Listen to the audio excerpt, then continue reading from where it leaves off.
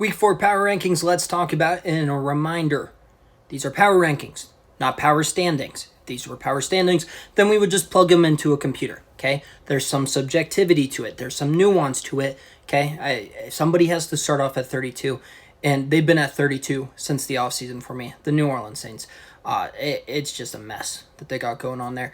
And no, they should not put in Tyler Shuck because Spencer Rattler is more talented and he is more pro-ready at this moment. There's no reason to play Tyler Shuck. There's no reason to draft Tyler Shuck at least in the second round. The Dolphins, just like the Saints have been 32 for months now, the Dolphins have been 31 for around that same time period. Good showing this past Thursday night. With that said, there are no moral victories. It is still more than likely that all three of Chris Greer, Mike McDaniel, and Tyreek Hill are not there by the time of the trade deadline. 30, the Titans. The Titans are really pushing those Dolphins and Saints to replace them as the 31st or 32nd best team in football. Awful. Brian Callahan's the worst coach in football. It is just not a good operation going there. I do not know why the Strunk family thought it was a good idea to have what they think is a generational talent in Cam Ward be coached by Brian Callahan. Reminder, Ben Johnson was available.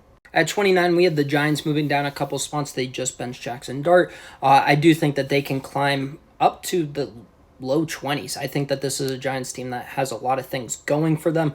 With that said, the way they've looked these first 3 weeks, you can't put them much higher.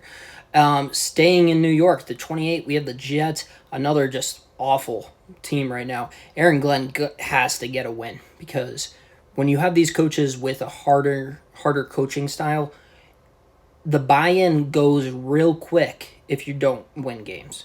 Look at Matt Patricia, for instance.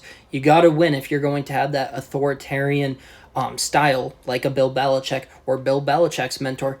Bill Belichick and Aaron Glenn share the same mentor, and Bill Parcells. You got to win if you're going to act like that, and the Jets aren't winning. 27, the Browns, they move up 2 spots. They pull off a huge upset win. With that said, they still look pretty gross. Not a good operation going on in Cleveland. Shout out to them for getting the win, though, against what a lot of people thought was the best team in football. The Raiders move down 4 spots. They lose to a backup quarterback. Not looking good for the Raiders.